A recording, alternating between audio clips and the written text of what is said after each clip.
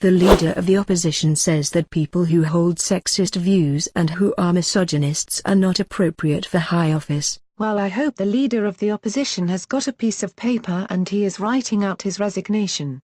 Because if he wants to know what misogyny looks like in modern Australia, he needs a mirror.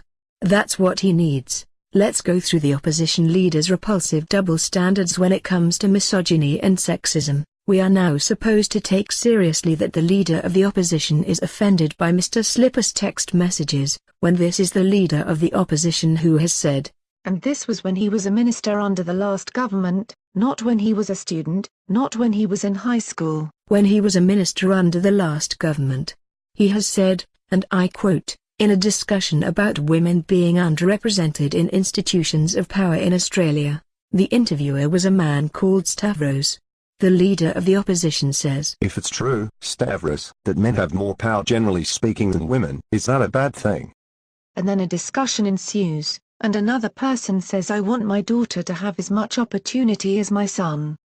To which the leader of the opposition says, yeah, I completely agree, but what if men are by physiology or temperament more adapted to exercise authority or to issue command?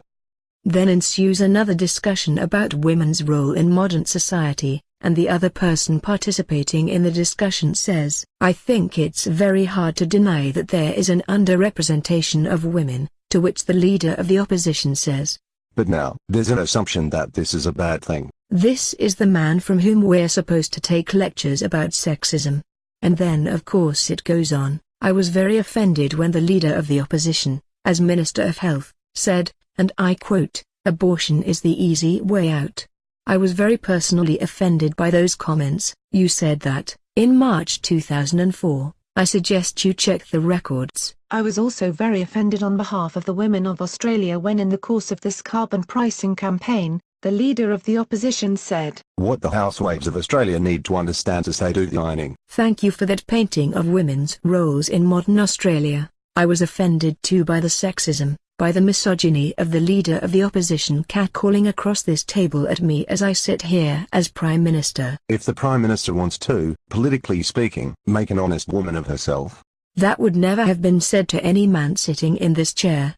I was offended when the leader of the opposition went outside in the front of Parliament and stood next to a sign. A sign that said ditch the witch. I was offended when the leader of the opposition stood next to a sign that described me as a man's bitch.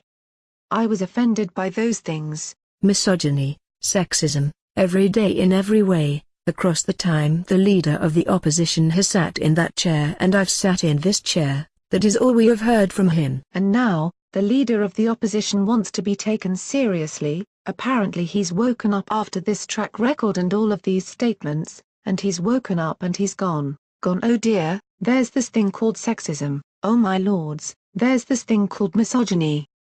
Now who's one of them? Oh, the speaker must be because that suits my political purpose. Doesn't turn a hair about any of his past statements, doesn't walk into this parliament and apologize to the women of Australia. Doesn't walk into this parliament and apologize to me for the things that have come out of his mouth. But now seeks to use this as a battering ram against someone else. Well, this kind of hypocrisy must not be tolerated, which is why this motion from the leader of the opposition should not be taken seriously.